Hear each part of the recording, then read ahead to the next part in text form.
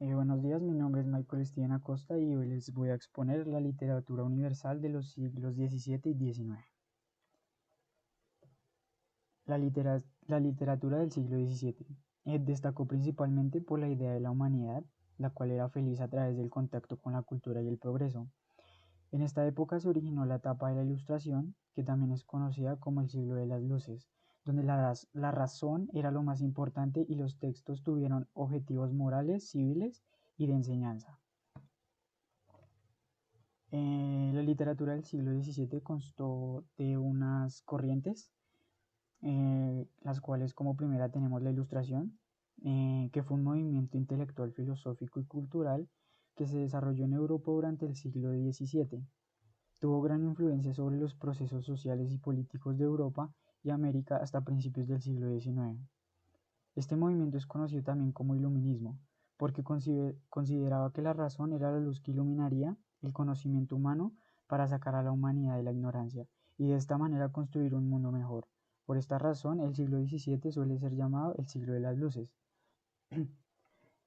Bueno, la ilustración constaba también de unas características, las cuales eran que se difundía entre la burguesía y sectores de la aristocracia. Sus ideas se discutían en los salones organizados por señores de clase alta, donde se reunían filósofos, científicos, artistas y literatos, entre otros, y estos grupos se transformaron en grandes consumidores de libros. Otra característica que podemos encontrar era que se consideraba que el pensamiento racional era la única forma de acceder al conocimiento verdadero. Se llegaba a conocer el mundo a través del razonamiento, la observación y la experimentación.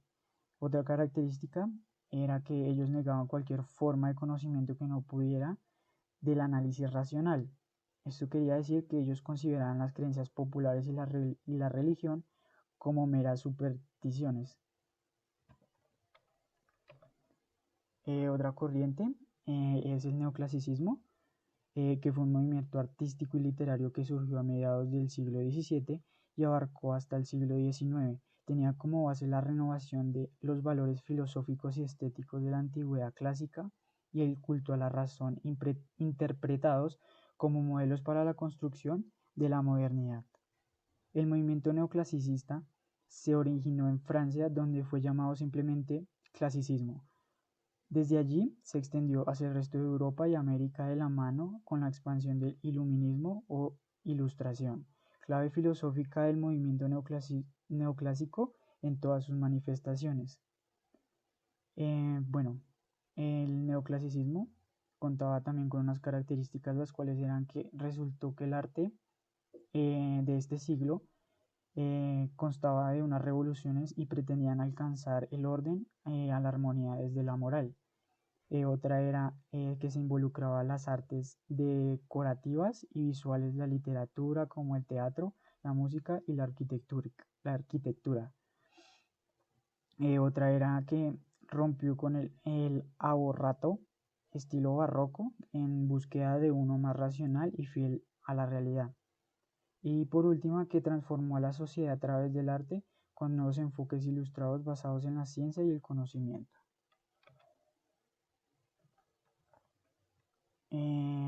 La literatura del siglo XIX.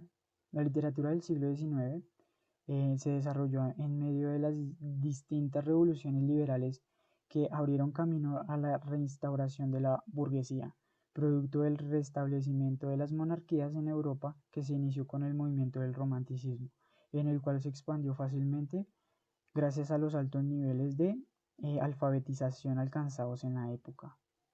Por otro lado, la literatura del siglo XIX maneja una amplitud importante de temas. Sin embargo, la temática más predominante se relacionó con el amor, el nacionalismo, la Edad Media, la realidad y la vida misma.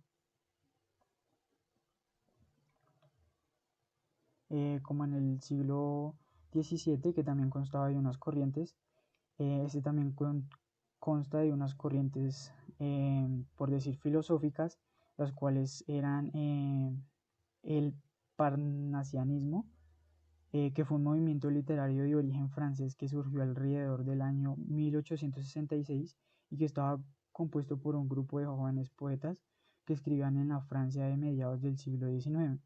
Tomaron su nombre de la montaña griega sagrada de Apolo. Los parcianos, aunque no mostraban que consideraban amplitud con esta temática, se caracterizaron mucho por la preocupación de la artesanía, la objetividad y la belleza de las personas.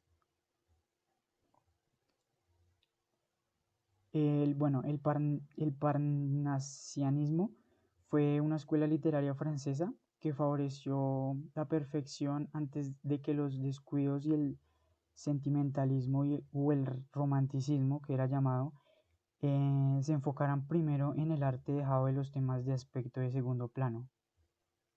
Las características fueron que surgió como un movimiento de oposición en contra del realismo y el naturalismo literario de la escuela. También gozaba de un lenguaje de tipo descriptivo, incluyendo formas clásicas de ritmo y métrica. Era un movimiento esencialmente poético.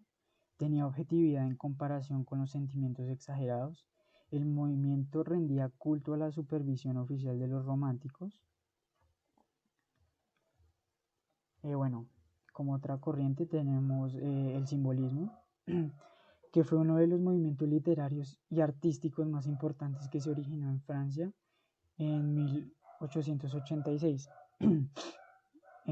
Se valía mucho del uso de los símbolos, los cuales interpretaban las emociones y la imaginación desbordada.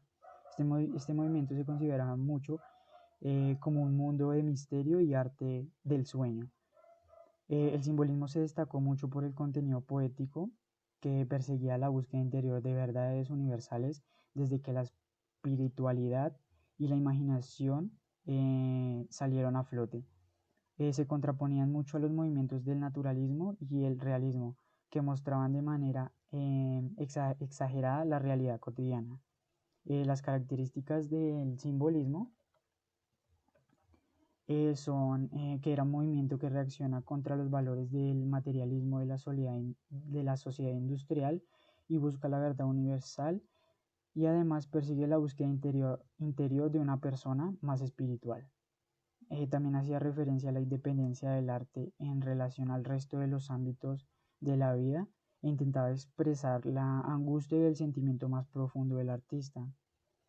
El arte del simbolismo también representaba lo opuesto al realismo, y cada símbolo que empleaba tenía una concreción propia del artista. Y la visión subjetiva del espectador la hacía ver muy buena. Y se destacaba mucho por el contenido, más que por su técnica o estilo.